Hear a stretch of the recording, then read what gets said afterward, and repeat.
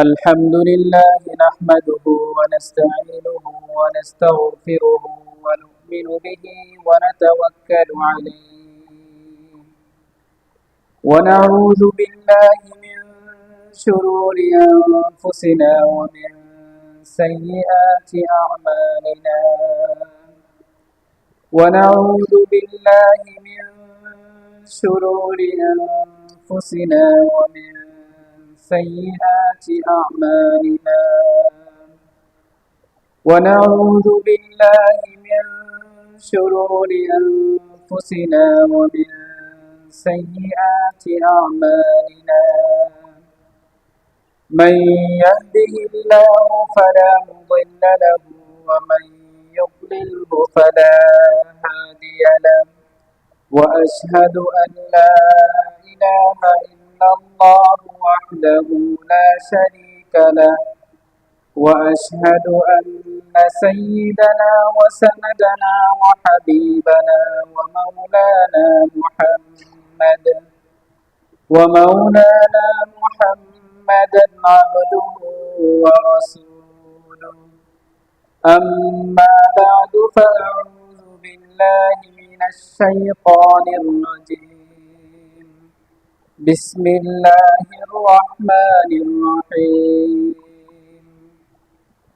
يا أيها الذين آمنوا لا تأكلوا أموالكم بينكم بالباطل إلا أن تكون تجارة عن تراض منكم ولا تقتلوا أنفسكم إن الله كان بكم رحيما وقال رسول الله صلى الله عليه وسلم قال الله تبارك وتعالى يا عبادي تفرغ لعبادتي أملأ صدرك غنى أو كما قال عليه الصلاة والسلام মহান রব্বুল আলামিনের অসংখ্য অগণিত শুকরিয়া যে মহান রব্বুল আলামিন পবিত্র জুমার নামাজ আদায় করার উদ্দেশ্যে আল্লাহর ঘর মসজিদে নিয়ে আসছেন, সেজন্য সকলেই অন্তর থেকে শুকরিয়া আদায় করি আলহামদুলিল্লাহ। আমরা এখন যে সমাজের মধ্যে আছি, এই সমাজের মধ্যে অনেক রকমের ফিতনা চলমান, অনেক রকমের পরীক্ষা চলমান। আল্লাহ রব্বুল আলামিন একটা হলো দুনিয়া দারুল ফিতনা, একটা হলো দুনিয়াটাই ফিতনার জায়গা। এখানে বিভিন্ন রকমের বিষয়গুলো আমাদের সামনে এসে শয়তান আমাদেরকে বিভিন্ন খারাপ কাজের মধ্যে কুমন্ত্রণা দিবে। এটা হলো দুনিয়া। বর্তমান সময়ের মধ্যে অনেক রকমের ফিতনা আমাদের সমাজের মধ্যে ছড়িয়ে পড়ছে। তার মধ্যে উল্লেখযোগ্য কতগুলি ফিতনা, একটা হলো আত্মহত্যা।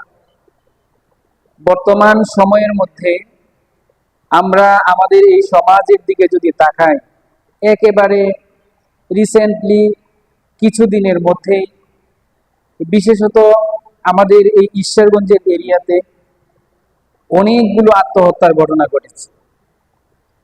আপনারা হয়তো খোঁজ খবর নিলে জানতে পারবেন বিষয়গুলো।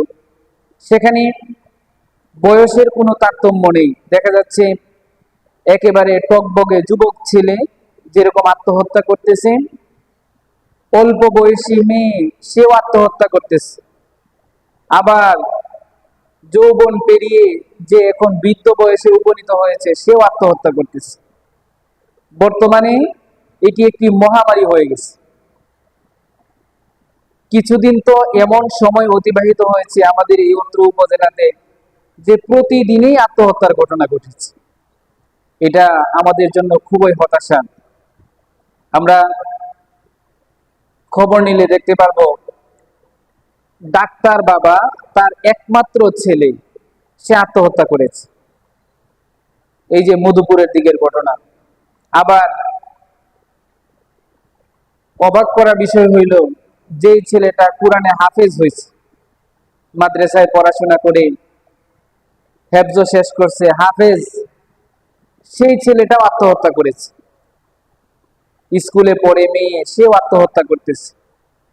বর্তমানে এটা আমাদের জন্য একেবারে মহামারী হয়ে গেছে।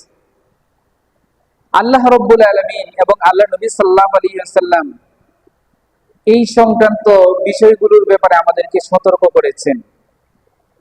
আমরা কুরআন এবং হাদিস থেকে দূরে সরে যাওয়ার কারণে আজকে এই ফিতনাগুলো আমাদেরকে গ্রাস করতেছে। আমাদের সন্তানরা এই বিপজ্জনক পথ বেছে নিচ্ছে, যেই পথের মধ্যে গেলে দুনিয়াও বরবাদ হয়ে গেল, আখিরাতও বরবাদ হয়ে গেল। আল্লাহ নবী সাল্লাল্লাহু আলাইহি ওয়াসাল্লাম বলছেন, মান কাতালা নাফসাহু, যে ব্যক্তি নিজেকে হত্যা করবে, ফাহুয়া ফিন নারি খালিদান ফিহা, সেই ব্যক্তি চিরস্থায়ীভাবে জাহান্নামের মধ্যে প্রবেশ করবে। তাহলে এমন একটা পথ আত্মহত্যা, যেটার মাধ্যমে আমি নিজের দুনিয়াটাও শেষ করে ফেললাম, আখিরাতটাও শেষ করে ফেললাম। আল্লাহ রাব্বুল আলামিন কোরআনের মধ্যে বলছেন, আমি যে আয়াতটি তেলাওয়াত করেছি সেখানে আল্লাহ রাব্বুল আলামিন বলছেন, ইয়া আইয়ুহাল্লাযীনা আমানু লা তাকুলু আমওয়ালাকুম বাইনাকুম বিল বাতিল, হে ঈমানদাররা, তোমরা একজন আরেকজনের সম্পদ অন্যায়ভাবে খেয়ে ফেলবা না। একজন আরেকজনের সম্পদ অন্যায়ভাবে গ্রাস করা যাবে না, জুলুম করা যাবে না। এটা অনেক রকমের পদ্ধতি আছে আমাদের সমাজের মধ্যে, আরেকজনের সম্পদ হাতিয়ে নেওয়ার অনেক রকমের পদ্ধতি আছে। আমি যেহেতু অনেক বছর ধরে অর্থনীতি পড়াই, তে অর্থনীতির মধ্যে এই সংক্রান্ত অনেক বিস্তর আলোচনা আছে। তে আমাদের সমাজের মধ্যে অনেক রকমের জুলুম চলমান। কেউ তো ঘুষ খেয়ে মানুষের টাকা হাতিয়ে নেয়, কেউ তো জুলুম করে আরেকজনের টাকা হাতিয়ে নিচ্ছে, চুরি করে আরেকজনের টাকা হাতিয়ে নিচ্ছে, ডাকাতি করে আরেকজনের টাকা হাতিয়ে নিচ্ছে, আবার সুদি টাকা পয়সা লেনদেনের মাধ্যমে আরেকজনের টাকা হাতিয়ে নিচ্ছে। আর বর্তমান সময়ের মধ্যে এটা আরো বেশি প্রকট আকার ধারণ করেছে অনলাইন জুয়ার মাধ্যমে। আগে তো ছিল জুয়া এরকম যে কিছু মানুষ একত্রিত হইতো, ওইখানে বিভিন্ন রকমের বোর্ড থাকতো, ক্যারাম বোর্ড থাকতো, অথবা মানে বিভিন্ন রকমের এই চার ছক্কার ঘর থাকতো, অথবা এই জাতীয় তাস খেলতো, এইগুলোর মাধ্যমে মানুষ জুয়া খেলতো। এখন আর এইগুলো না, এখন বাসায় শুয়ে শুয়ে জুয়া খেলতেছে, দোকানের মধ্যে বসে বসে জুয়া খেলতেছে, শুধুমাত্র একটা মোবাইল থাকলেই হয়। এই সংক্রান্ত আলোচনা করতে গেলে তো অনেক লম্বা হয়ে যাবে, এইটা আজকে আলোচনা করব না। বাকি মানুষের সম্পদ অন্যায়ভাবে হাতিয়ে নেওয়া থেকে আল্লাহ রাব্বুল আলামিন নিষেধ করেছেন, লা তাকুলু আমওয়ালাকুম বাইনাকুম বিল বাতিল, তোমরা অন্যায়ভাবে পারস্পরিক একজন আরেকজনের সম্পদ হাতিয়ে নিও না। এরপরে আল্লাহ রাব্বুল আলামিন বলছেন, ইল্লা আন তাকুনা তিজারাতান আন তারাদিন মিনকুম, আরেকজনের হাতে একটা কিছু আছে, ওইটা তোমার পছন্দনীয় হতেই পারে, তো সেটা অর্জন করার জন্য আল্লাহ রাব্বুল আলামিন বলছেন তার সাথে ব্যবসায়ী চুক্তি করো। আরেকজনের একটা জায়গা আপনার খুব পছন্দ হয়েছে, তা আপনি তার সাথে ব্যবসায়ী চুক্তি করেন যে ভাই এই জায়গাটা কি বিক্রি করে ফেলবেন, বিক্রি করে ফেললে আমার লাগবে, এটা আমার পছন্দ হয়েছে। আরেকজনের একটা জিনিস তার হাতের মধ্যে আছে, আপনার পছন্দ হয়েছে, আল্লাহ রাব্বুল আলামিন বলছেন ব্যবসায়ী লেনদেনের মাধ্যমে আপনি তার জিনিসটা গ্রহণ করতে পারেন, এটা হলো বৈধ পদ্ধতি। এরপরে আল্লাহ রাব্বুল আলামিন বলছেন, ওয়ালা তাকতুলু আনফুসাকুম, তোমরা নিজেদেরকে নিজেরা হত্যা করিও না, নিজেদেরকে নিজেরা হত্যা করিও না। এখন বর্তমান সময়ের মধ্যে আমরা তো অনেক রকমের আত্মহত্যা দেখতে পাই। আপনারা অবাক হবেন, ইউরোপ কান্ট্রি যেগুলো আছে, যে সমস্ত দেশগুলোকে আমরা উন্নত মনে করি, যে দেশের মানুষগুলোকে আমরা মনে করি তারা হলো দুনিয়ার সভ্য মানুষ, ওই সমস্ত দেশের মধ্যে এখন আত্মহত্যার আরো আধুনিক পদ্ধতি বের হয়েছে। ইনজেকশন পুশ করার মাধ্যমে একজন মানুষকে মেরে ফেলা হয়, নিজে নিজের শরীরের মধ্যে ইনজেকশন পুশ করে মরে যাচ্ছে। আবার তারা মেশিন বের করেছে, বলে যে আপনি নিজে মরে যাবেন, খুব সহজভাবে কিভাবে মারা যায় সেজন্য তারা মেশিন বের করেছে। আচ্ছা বলেন দেখি, এভাবে মরলে সহজ হবে না কঠিন হবে, এটা কি কেউ বলতে পারবে? যে মরছে সে তো দুনিয়া থেকে চলেই গেছে, কিন্তু তারা মেশিন বের করেছে, এখানে গিয়ে শুইলে বলে যে মানুষ মরে যাচ্ছে, সেখানে গিয়ে শুইলে আদালত থেকে পারমিশন নিয়ে আত্মহত্যা করতেছে। বর্তমানে আল্লাহ রাব্বুল আলামিন যেটা বলেছেন, নিজেদেরকে নিজেরা হত্যা করিও না, অনেক রকমের আত্মহত্যা। ওয়ালা তুলকু বিআইদিকুম ইলা তাহলুকা, আল্লাহ রাব্বুল আলামিন আরেক আয়াতের মধ্যে বলছেন, তোমরা নিজেদেরকে ধ্বংসের পথে ঠেলে দিও না। যেখানে গেলে তোমার ধ্বংস অনিবার্য, যেখানে গেলে তোমার মৃত্যু অনিবার্য, ওই পথের মধ্যে যাওয়া যাবে না। এমনকি আপনারা অবাক হবেন, আমাদের কিতাবের মধ্যে আছে জিহাদ করা তো ফরজ, জিহাদের ময়দানে বের হওয়া ফরজ, কিন্তু কেউ যদি এরকম দেখে যে তার হাতে অস্ত্র নেই, সে যদি এখন জিহাদের মধ্যে যায়, নিশ্চিত তাকে মরতেই হবে, মরণ ছাড়া তার পথ নাই। কারণ তার শত্রুর হাতে অস্ত্র, তার শত্রুর হাতে গুলি আছে, তার হাতে গুলি নাই। সে যদি এখানে যায় তাহলে সে মরে যাবে নিশ্চিত। তাহলে এখানে যাওয়া তার জন্য হারাম, এখানে যাওয়া তার জন্য নিষেধ। এখানে গেলে গুনাহ হবে, এখানে গেলে আত্মহত্যা করার গুনাহ হবে। আল্লাহ রাব্বুল আলামিন মানুষের জান মালের হেফাজতের গ্যারান্টি দিয়েছেন। আল্লাহ রাব্বুল আলামিন আল্লাহ নবী সাল্লাল্লাহু আলাইহি সাল্লামের মাধ্যমে সেই বিদায় হজের ভাষণের মধ্যে ঘোষণা করেছেন, আলা ইন্নামা দিমাউকুম ওয়া আমওয়ালুকুম হারামুন আলাইকুম কাহুরমাতি ইয়াউমিকুম হাযা ফি শাহরিকুম হাযা ফি বালাদিকুম হাযা ফি ইয়াউমিকুম হাযা। আল্লাহ নবী সাল্লাল্লাহু আলাইহি ওয়াসাল্লাম সেই বিদায় হজের ভাষণে জুমাবারে আরাফার ময়দানে দাঁড়িয়ে বলেছিলেন যে মুসলমানের সম্পদ, মুসলমানের জান, মুসলমানের সম্মান, এই সব কিছু আরেকজনের মুসলমানের হেফাজত করা এতটুকু পরিমাণ দায়িত্ব, এগুলো রক্ষা করা এতটুকু পরিমাণ দায়িত্ব, যেমন আজকের দিনের সম্মান রক্ষা করা যেরকম দায়িত্ব।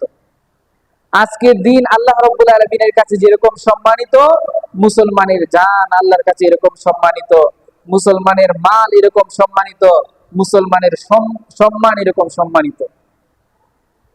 আল্লাহ রাব্বুল আলামিন মানুষের জানের নিরাপত্তা দিয়েছেন, সুতরাং এই জানকে কোনোভাবেই নষ্ট করা যাবে না। দুনিয়ার জীবনের মধ্যে আল্লাহ রাব্বুল আলামিন আমাকে প্রেরণ করেছেন, এখানে অনেক রকমের হতাশা আমাকে গ্রাস করবে, অনেক রকমের পেরেশানি আমার সামনে আসবে, কঠিন পরিস্থিতি আমার সামনে আসতে পারে। তো আমি কি করব? আল্লাহ নবী সাল্লাল্লাহু আলাইহি ওয়াসাল্লাম যখন তিনি মক্কাতে ঘোষণা করলেন যে আল্লাহ রাব্বুল আলামিন আমাকে নবুয়ত দিয়েছেন, মক্কার মানুষগুলো ওনার সাথে কেমন আচরণ করলো? বলে যে একেবারে প্রিয় বন্ধু, প্রিয় চাচা। আশপাশের যে মানুষগুলো ছিল সেই মানুষগুলো ওনার সাথে সম্পর্ক ছিন্ন করেছেন এবং সবাই ওনাকে খারাপ বলা শুরু করেছেন, যে মানুষগুলো এতদিন ভালো বলছিল। আল্লাহ নবী সাল্লাল্লাহু আলাইহি ওয়াসাল্লাম নিজে সান্ত্বনা গ্রহণ করলেন। হযরতে খাদিজাতুল কুবরা রাদিয়াল্লাহু তাআলা আনহা তিনি আল্লাহ নবী সাল্লাল্লাহু আলাইহি ওয়াসাল্লামকে সান্ত্বনা দিয়েছিলেন, যেটা আমি গত জুমাতে বলেছিলাম। তো মূল কথাটা হলো, দুনিয়ার জীবনের মধ্যে অনেক রকমের পেরেশানি আসবে আমার সামনে, অনেক রকমের হতাশা আসবে।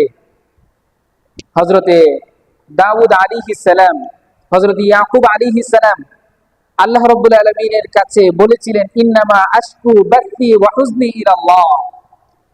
দুনিয়ার যে পেরেশানি আছে, দুনিয়ার যে কষ্ট আছে, এই সমস্ত কষ্টের অভিযোগ আমি আল্লাহর কাছে দিলাম। আল্লাহ রাব্বুল আলামিন আমার পেরেশানিকে দূর করতে পারেন, আমি তার কাছে আমি সমর্পিত হলাম। আল্লাহ রাব্বুল আলামিনের কাছে আমি আমার পেরেশানির কথা বললাম, আল্লাহ রাব্বুল আলামিন আমার পেরেশানি দূর করে দিবেন। আমার স্ত্রী নিয়ে পেরেশানি হতে পারে, আমার সন্তানকে নিয়ে আমার পেরেশানি হতে পারে, আমার মেয়েকে নিয়ে আমার পেরেশানি হতে পারে, আমার ভাই ব্রাদারকে নিয়ে আমার পেরেশানি হতে পারে, আমার একেবারে নিকট আত্মীয়কে নিয়ে আমার পেরেশানি হতে পারে। তো আমি কি করব?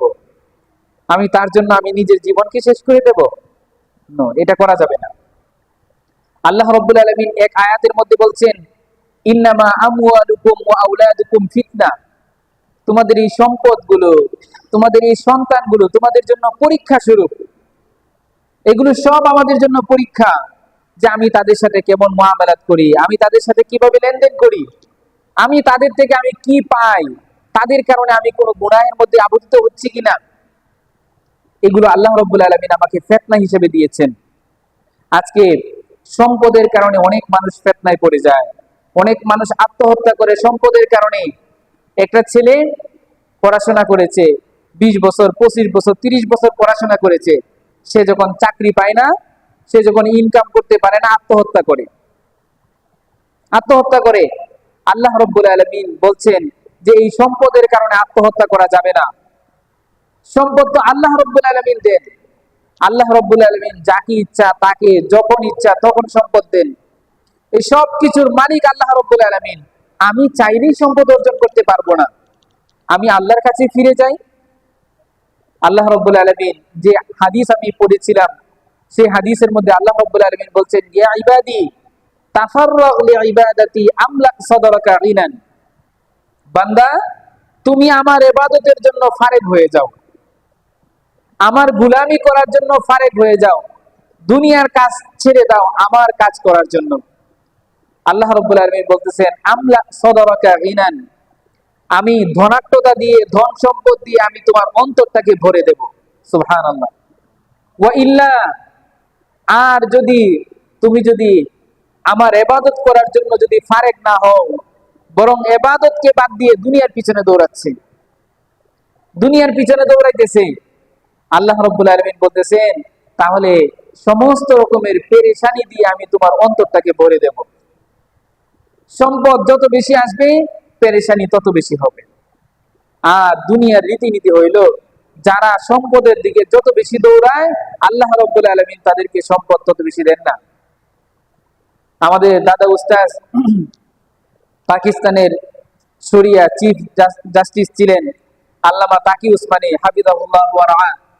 তিনি বলেন, সম্পদটা হলো ছায়ার মতো, সম্পদটা হলো ছায়ার মতো, যে পশ্চিম দিকে সূর্যটা হেলে গেছে, আপনি দাঁড়িয়ে আছেন, ছায়াটা পূর্ব দিকে আছে, আপনি ছায়াকে ধরার জন্য পূর্ব দিকে যাচ্ছেন, যতই যান ছায়া আপনার আগে দৌড়াবে। আপনি যতই ছায়ার দিকে অগ্রসর হন, ছায়া আপনার আগে দৌড়াবে, আপনি ছায়াকে ধরতে পারবেন না। আপনি পশ্চিম দিকে দৌড়ান, আপনি যদি পশ্চিম দিকে দৌড়ান, তখন দেখবেন যে আপনার ছায়া আপনার পিছনে দৌড়াচ্ছে। দুনিয়াটা হলো এরকম, আপনি যদি দুনিয়ার পিছনে দৌড়ান, দুনিয়া আপনার দেখা দিবে না। আপনি দুনিয়াকে ছেড়ে দেন, দুনিয়াকে ছেড়ে আপনি আল্লাহর জন্য হয়ে যান, দেখবেন যে দুনিয়া আপনার পিছনে দৌড়াচ্ছে।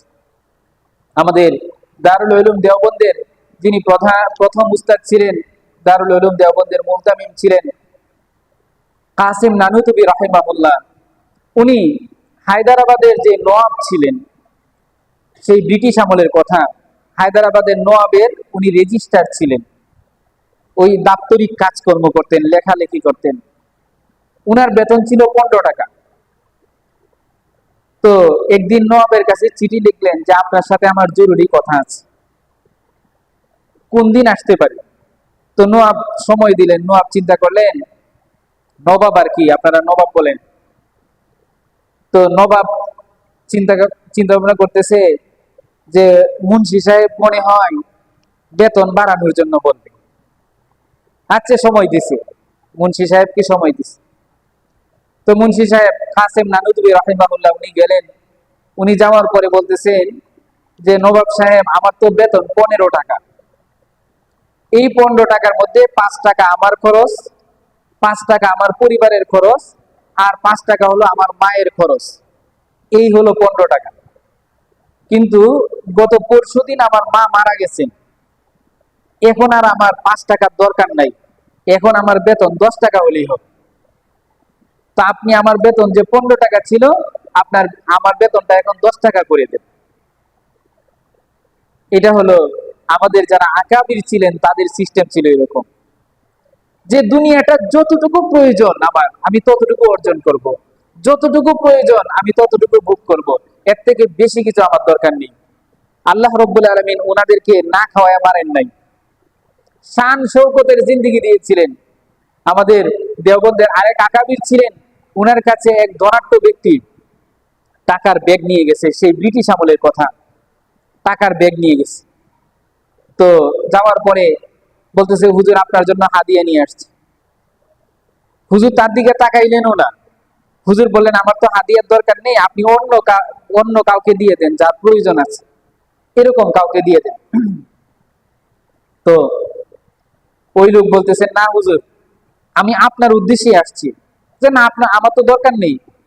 আচ্ছা হুজুর, আপনার দরকার নেই, আপনি রেখে দেন, মাদ্রাসার ছাত্রদেরকে আপনি দিয়ে দিয়ে।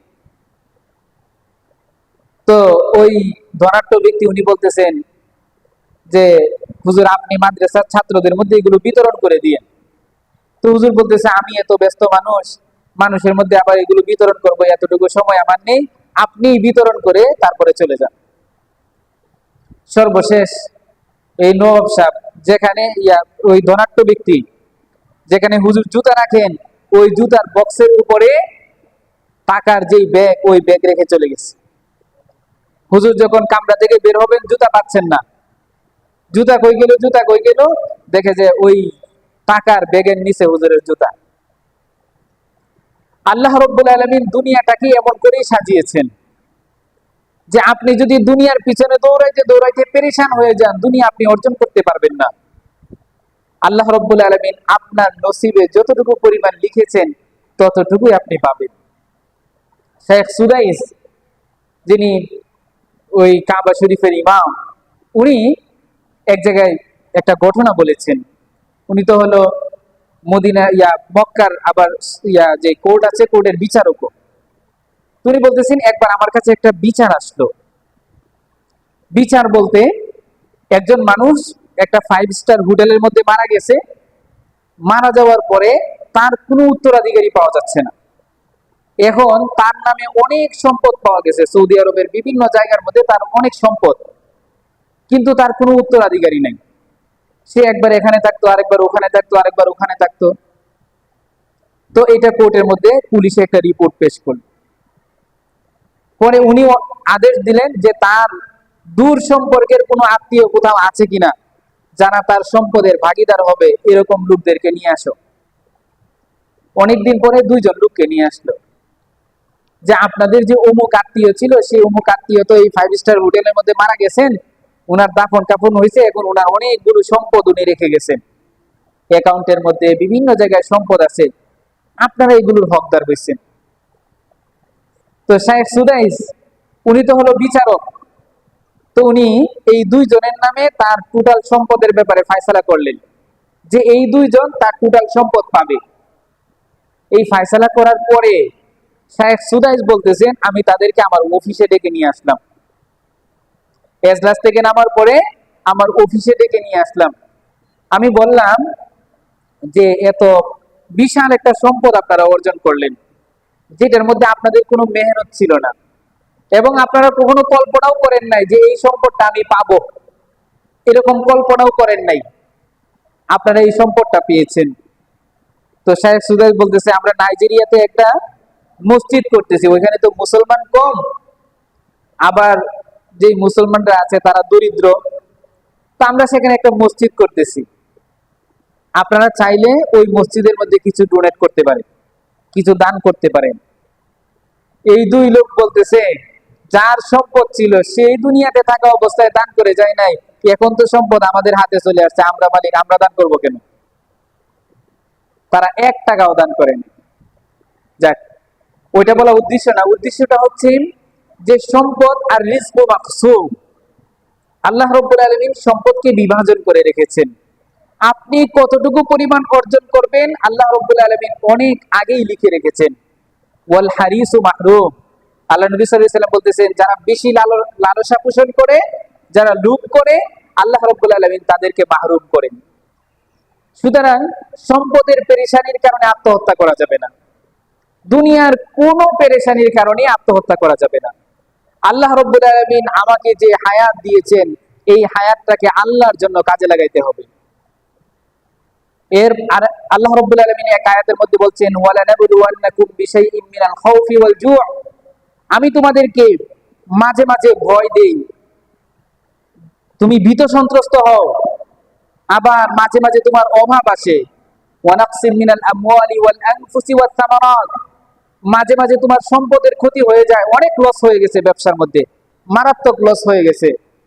আবার দেখা যাচ্ছে একেবারে ফুটফুটে একটা সন্তান ছিল, হঠাৎ করে মারা গেছে। আল্লাহ রাব্বুল আলামিন বলছেন ওয়া নাকসিম মিনাল আমওয়ালি ওয়াল আনফুস, জানের ক্ষতি হবে, মালের ক্ষতি হবে, এই সব কিছু হবে।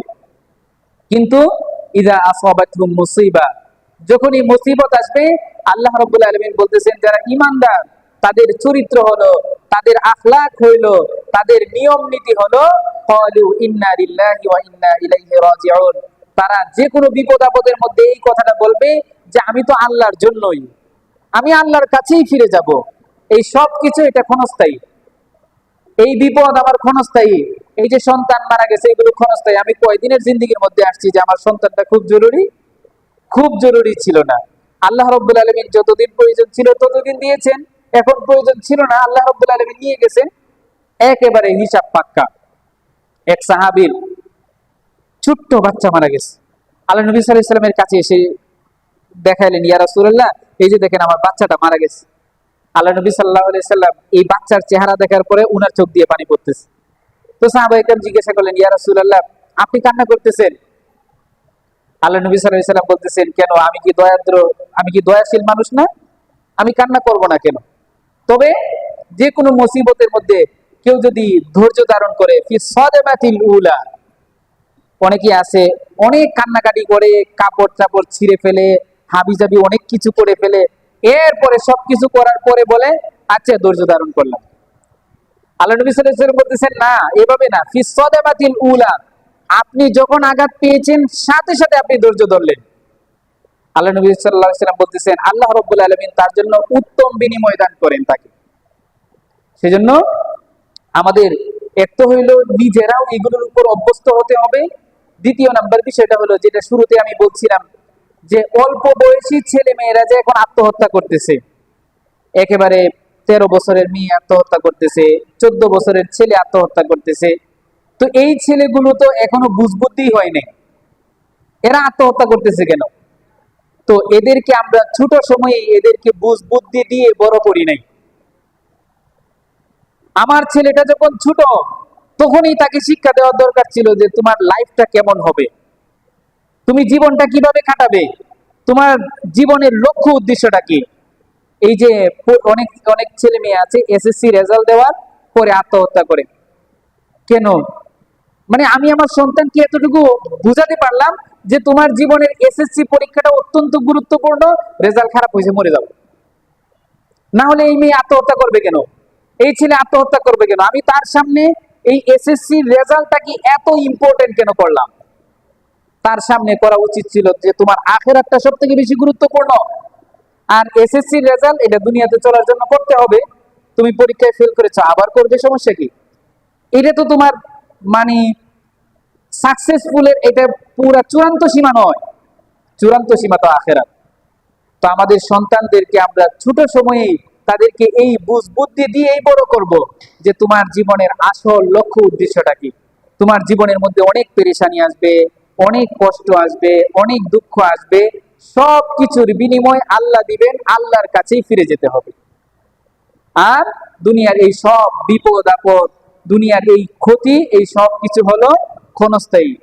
আমি যদি ধৈর্য ধারণ করি আল্লাহর কাছে এগুলোর উত্তম বিনিময় পাবো ইনশাআল্লাহ।